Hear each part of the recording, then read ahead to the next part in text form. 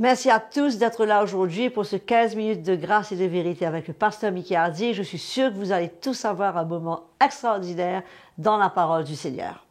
Nous allons passer maintenant au cantique du jour. Comme d'habitude, quelque chose de très très vieux que j'ai été chercher dans les archives qui parle de « Nous sommes choisis pour être son peuple ». Amen. Nous sommes choisis pour être son peuple. Nous sommes choisis pour être à lui. Nous sommes choisis, mis à part pour être saints, pour donner gloire à toi, Seigneur. Reçois la gloire, reçois la puissance, reçois la louange, ô Seigneur. Reçois la gloire, reçois la puissance, nous t'adorons et t'exaltons. Nous sommes choisis pour être son peuple, nous sommes choisis pour être à lui. Nous sommes choisis, mis à part pour être saints, pour donner gloire à toi, Seigneur, pour donner gloire à toi, Jésus, pour donner gloire à toi, Seigneur. Alléluia. Quelle grâce d'avoir été choisi pour être à lui, d'avoir été mis à part pour le Seigneur. Amen. Donc, nous allons maintenant continuer avec le pasteur Mickey Hardy qui va nous parler toujours dans la série des déclarations des apôtres, une déclaration de Paul dans le livre des Galates qui nous dit que nous sommes appelés à la liberté. Quelle déclaration extraordinaire! Est-ce que cela voudrait dire, mes frères et sœurs, que nous pouvons faire tout ce que nous voulons, quand nous voulons, cela étant dit que nous sommes libres? Donc, sans plus tarder, nous allons écouter ce que le pasteur Mickey Hardy a à nous dire à ce sujet. Donc, nous l'accueillons avec des cœurs grands ouverts et je vous dis à tout de suite, après son partage. Bonjour à tous. Quelle joie de se retrouver pour notre programme 15 minutes de grâce et de vérité. Et bien sûr, merci Audrey pour ce chant que nous apprécions avant de pouvoir entendre la parole de Dieu.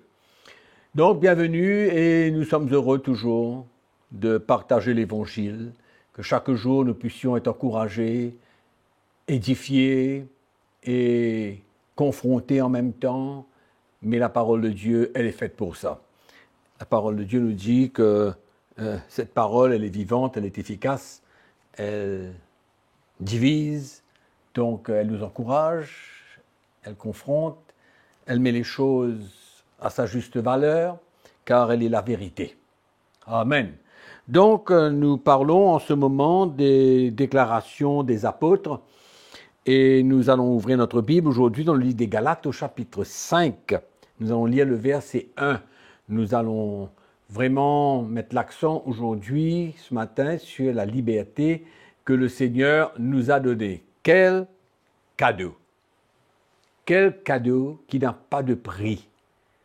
Car il y a tellement de chrétiens qui sont sous la loi, tellement de chrétiens qui sont oppressés, fatigués par le légalisme, par les prescriptions, par les obligations, par les fardeaux qui se sont imposés, d'avoir à faire les choses de telle manière, telle manière, telle manière, et finalement, ils sont emprisonnés. Mais nous rendons grâce à Jésus, qui, par sa mort sur la croix, nous a affranchis, nous a libérés de la loi. Et ici, au chapitre 5 du livre des Galates, l'apôtre Paul nous dit « C'est pour la liberté que Christ nous a affranchis. »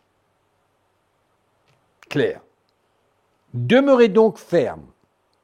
Ne vous laissez pas mettre de nouveau sous le joug de la servitude. Vous savez, mes frères et sœurs, depuis le temps de la première Église, l'Évangile est venu premièrement, bien sûr, aux Juifs à Jérusalem. Et il y avait une grande influence juive dans l'Église, et même des Juifs qui essayaient des Juifs chrétiens, qui essayaient de retourner au judaïsme, influencer l'Église. Et nous voyons cela même dans le livre des Actes des Apôtres au chapitre 15, comment les chrétiens juifs de Jérusalem, de l'Église de Jérusalem, étaient parvenus à Antioche pour essayer de détourner le cœur de cette Église vers le judaïsme en leur disant qu'il fallait se faire circoncire pour être sauvé. Donc nous voyons cette influence juive du judaïsme un petit peu partout qui a influencé un petit peu les églises. Et donc, dans ce premier texte, premier verset de ce chapitre 5, Paul dit « C'est pour la liberté que Christ nous a affranchis. Demeurez fermes, ne vous laissez pas mettre de nouveau sous le joug de la servitude. » Amen. Donc, il ne faudrait pas que l'Église soit influencée pour se tourner vers la loi, vers le légalisme, la loi de l'ancienne alliance, la loi lévitique, des choses à faire, de toutes sortes de prescriptions, d'obligations que le peuple juif avait à accomplir. Mais là, l'apôtre Paul vient nous dire la grâce que nous avons d'être des enfants de Dieu, nés de nouveau, libres. Libre, c'est libre. Libre, c'est de ne pas être attaché. Libre, ce n'est pas être réglé, obligé. C'est cette liberté que l'apôtre Paul parle. Il dit, demeurez ferme, ne vous laissez pas mettre de nouveau sous le joug de la servitude, du légalisme. Et on voyait comment même il y avait les scribes, les pharisiens et tout ça au temps de Jésus, qui ensuite, même cela, au temps de l'Église, qui voulaient influencer les chrétiens. Donc, cette liberté, ce cadeau du Seigneur, il n'y a pas de prix. Quand le chrétien se sent libre de vivre par son cœur, ce que son cœur lui demande, conduit par le Saint-Esprit, qui parle au cœur de l'homme. C'est ça, la marche chrétienne. C'est que le Saint-Esprit lui-même nous conduise, nous guide. Et ne pas être enfermé pour être obligé de faire telle ou telle chose. Mais quand nous sommes nés de nouveau, le Saint-Esprit ne nous oblige pas à faire quoi que ce soit. Il nous conduit, il nous dirige, il nous enseigne, il nous montre la voie de Dieu. Amen. Mais le chrétien est libre d'obéir, de se soumettre ou de désobéir et de s'opposer à la vérité du Seigneur. Amen. Donc cette liberté, il y a des gens qui pensent que c'est dangereux de laisser un chrétien libre de décider pour lui-même. Mais bien sûr que le chrétien doit être libre pour pouvoir faire son choix. Il fait son choix. Il peut marcher selon la chair ou il peut marcher selon l'esprit. Mais il est libre. Il peut se soumettre au désir de la chair ou il peut se soumettre à la voie de l'esprit. Amen. Donc, c'est ça la vie chrétienne. Mais nous voyons que dans beaucoup d'églises aujourd'hui, le chrétien n'est pas libre. Ils se sont obligés de faire certaines choses, autrement il est mal vu, autrement il y a même des églises qui maudissent les chrétiens s'ils ne font pas ce qui leur est demandé. Donc nous voyons des choses atroces, abominables qui se passent dans les églises aujourd'hui. Mais nous voulons vous encourager à demeurer libre, à ne pas vous laisser influencer par le légalisme de la part des serviteurs de Dieu qui vous obligent de faire certaines choses, autrement ils proclament toutes sortes de malédictions sur vous, comme quoi que telle ou telle chose va vous arriver, le diable va prendre contrôle de votre vie. Non. La liberté est un des plus grands cadeaux que le Seigneur a fait. C'est pourquoi la Bible nous parle dans Colossiens chapitre 2, verset 14, comme quoi que Christ a cloué la loi à la croix. Amen. La loi a été clouée à la croix. Et c'est ça qui est important pour nous de comprendre et de saisir. Amen. Chaque chrétien doit pouvoir vivre par son cœur. Une conviction, poussée par l'Esprit, guidée par le Saint-Esprit. Nous sommes appelés, nous serviteurs de Dieu, à parler la vérité, à prêcher l'Évangile, à donner la direction au peuple de Dieu, mais chacun est libre de faire ce qu'il veut avec la vérité. Et donc, c'est très important de comprendre ça aujourd'hui. Et surtout, si nous tournons au verset 13 de ce même chapitre, nous voyons que l'apôtre Paul donne un avertissement quand même concernant cette liberté. Il vient dire, frères, vous avez été appelés à la liberté, seulement ne faites pas de cette liberté un prétexte de vivre selon la chair. N'utilisons pas, ne nous cachons pas derrière la liberté pour nous soumettre à nos propres désirs charnels.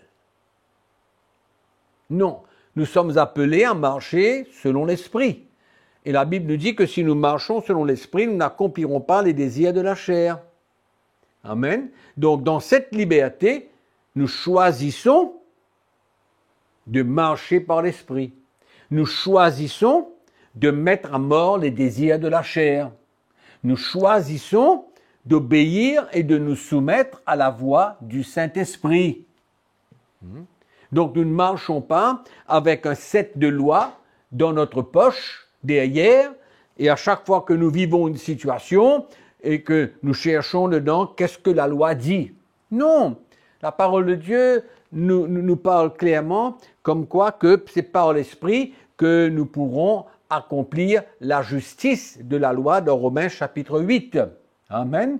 Donc, cette liberté que nous avons, n'utilisons pas cette liberté, ne nous cachons pas derrière la grâce de Dieu, ni derrière cette liberté, pour nous donner et nous laisser aller dans le péché, faire les choses que nous ne sommes pas supposés faire, mais de nous soumettre à la parole de Dieu, de nous soumettre à la voix de l'Esprit, en gardant cette liberté. C'est ça qui est important. Amen. C'est parce que nous voyons qu'il y a des gens qui sont légalistes, dans le sens où ils ne font pas certaines choses, mais ils ne sont pas libres de cette chose. Ils ne la font pas parce qu'ils sont sous la loi. Mais si on enlève la loi, nous voyons que finalement, s'ils ne sont pas obligés de faire la chose, c'est là qu'on réalise que finalement, on n'est pas libre de cette chose. Mais le Seigneur veut nous libérer de cette chose, afin que dans notre liberté, nous puissions suivre la voie de l'Esprit, nous soumettre à la voie de l'Esprit, amen, et d'être libérés de tout ce qui nous garde encore captifs. C'est ça la marche de l'Esprit. Donc, préservons notre liberté, mais ne faites pas de cette liberté un prétexte pour nous vivre selon la chair. Amen. C'est ça la vie chrétienne. La vie chrétienne n'est pas un set de lois, des obligations, des prescriptions comme sous l'ancienne alliance. Nous sommes sous la nouvelle alliance. Amen. Donc, c'est un petit encouragement pour la journée et pour nous encourager à marcher par l'Esprit, à nous soumettre à l'Esprit. Amen. Cette petite lumière que nous recevons, ce n'est pas pour nous emmener à décider tout le temps de faire ce que notre chair nous demande. Non, il faut la mettre à mort. Il faut crucifier la chair avec ses passions et ses désirs, comme Paul nous dit dans le même chapitre 5 du livre des Galates au verset 24. Amen. Donc voilà pour aujourd'hui. Que le Seigneur vous bénisse, que sa grâce soit avec vous et n'oubliez pas que nous vous aimons. Amen.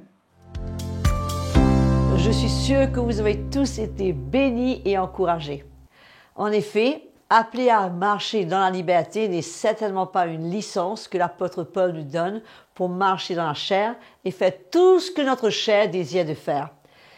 Mais dans notre cœur, l'Esprit de Dieu est là et c'est un frein et c'est pour nous ramener à marcher sur le chemin que le Seigneur a tracé pour nous. Mes frères et sœurs, vous qui avez été bénis, peut-être vous êtes là pour la première fois, n'oubliez pas de vous enregistrer sur la chaîne CTMA YouTube et de cliquer sur la petite clochette afin de recevoir des notifications. Continuez à nous écrire, à nous partager ce qui se passe dans votre vie, à nous poser vos questions. Si on peut vous aider d'une manière ou d'une autre, on est même là pour prier pour vous. Que le Seigneur continue à vous bénir et je vous donne rendez-vous pour la prochaine session avec le pasteur Mickey Hardy à ne pas manquer. Et surtout, entre-temps, faites connaître ce message et partagez cette bonne nouvelle autour de vous. Que le Seigneur vous bénisse, continuez à servir le Seigneur, continuez à garder la joie de Jésus et je vous retrouve à très bientôt.